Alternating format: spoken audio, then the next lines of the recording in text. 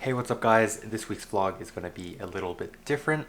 I'm a big fan of getting the right tool for the right job, and this week's video I'm going to be comparing the Canon M100 to the Canon G7X as the best vlogging camera. For those of you who are new to my channel, hi, I'm Kyle. I create videos about my photo and video process, as well as software tutorials and reviews. If that's something you might be interested in, feel free to hit the subscribe button down below.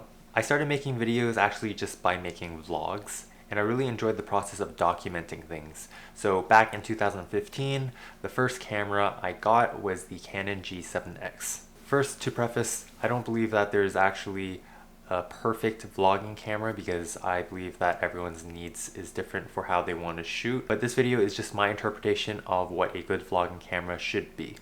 Some of the things that I was looking in a vlogging camera was a small size, portable and easy to bring around, being able to zoom into things, having good background blur, having good video quality, and the ability to use Wi-Fi to transfer some clips or photos to your phone so you can post on social media. But since 2015, I've added some items onto this list. One of them being a good battery life, or at least something where I could charge through a USB battery bank, or something away from the wall outlet, good autofocus.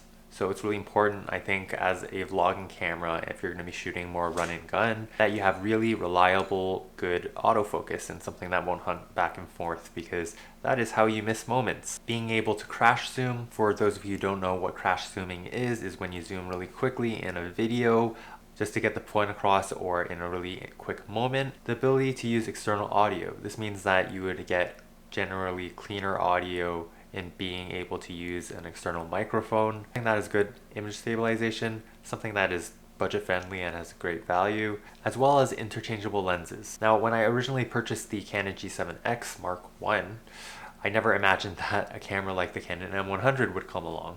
I'm going to be comparing these 8 categories of what I think would be the best features within a vlogging camera. Talking about size and weight, yes, both cameras are quite compact. The G7X does have a little bit of an edge because it is slightly smaller and lighter at 302 grams versus the Canon M100 at 432 grams with the kit lens on.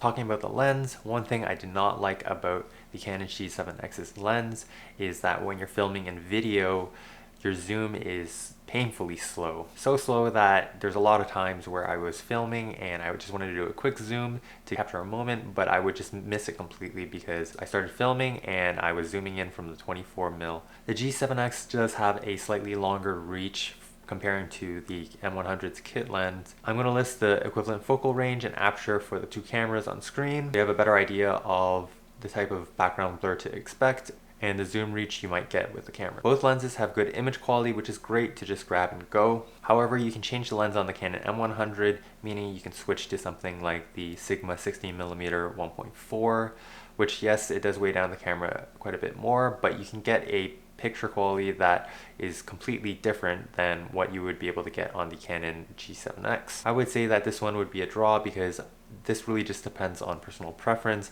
whether or not you value the importance of an interchangeable lens or a fixed lens which is more compact.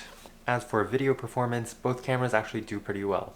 The funny thing is that you have about the same max settings on both the Canon G7X as well as the Canon M100, even though the Canon M100 was released 3 years after the G7X in 2017. So both cameras max out at 1080p 60 frames per second.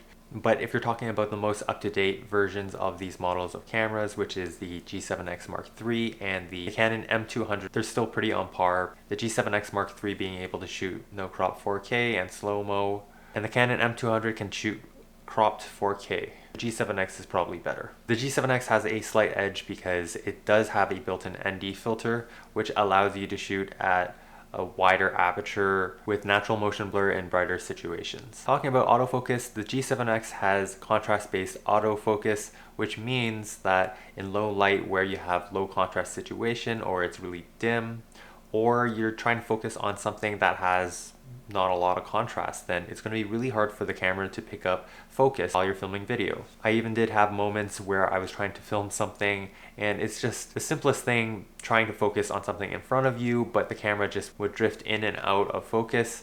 And even though the Canon G7X has manual focus built into the camera and you can control manual focus, it's just unusable because you can't manual focus quick enough. Even the current model of the Canon G7X Mark III is quite disappointing that they still have a contrast-based autofocus system within the camera, meaning Canon G7X has had that same autofocus system for 3 generations. The Canon M100 has dual pixel autofocus, which is infinitely better. It also uses the same phase detect autofocus technology in some of the bigger cameras, which just works much better. So this one would have to go to the Canon M100. Going with external audio, both cameras do not support external audio.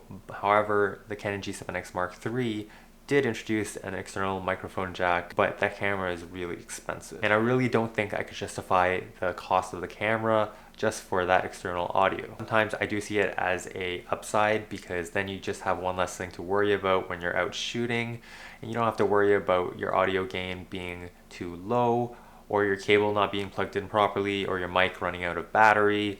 Just a series of things that could have you record video without any audio. In terms of image stabilization, both cameras have image stabilization. Well, the M100 actually has it built into the lens. However, both cameras have very similar image stabilization systems. They work pretty well, and I've never had any issues with them before. So I would have to name this one a tie. In terms of versatility, the Canon G7X Mark II and Mark III can actually charge through the camera directly using a USB cable and USB charger, which is super handy. However, the Mark I version does not do that. Even though the M100 doesn't do in-camera USB battery charging, it's pretty easy to get a third-party charger which works with USB just like this one, and it has a USB port right over here. Personally, I value the interchangeable lenses because you can get different looks and you can get more telephoto, so I'm going to have to give this one to the M100. Lastly, in terms of value, the Canon G7X is probably valued at around $300 to $400. They don't sell them in store anymore, so you would have to buy this secondhand. The Mark II version is still available for $800 Canadian. The Mark III is sitting in at a whopping $1,000, which is very expensive for a small point and shoot camera, but it is a nice camera. Also, the Canon M100 goes for about $400 new, so you can get that in store with the kit lens. If you're looking for value, you can't beat the Canon M100. Now, you might hate me for giving this answer, but however, the best vlogging camera really depends on how you're going to be using the camera. Both cameras are really good, but if you really value a small form factor and you have the budget, then I'd go with the Canon G7X, Mark I, II, or III, whichever one you have the budget for. However, if you think you're going to dabble in some photography and you really rely on the autofocus system like most vloggers do, then I would go with the Canon M100. Anyways, that's it for this week's video. Thanks so much for watching, guys. If you guys like this video, feel free to hit the thumbs up button down below. Leave me a comment for any thoughts you have on what decision you're looking to make. If you want to see more content similar to this, be sure to hit the subscribe button down below. And I'll see you guys in next week's video. Take care, guys. Bye.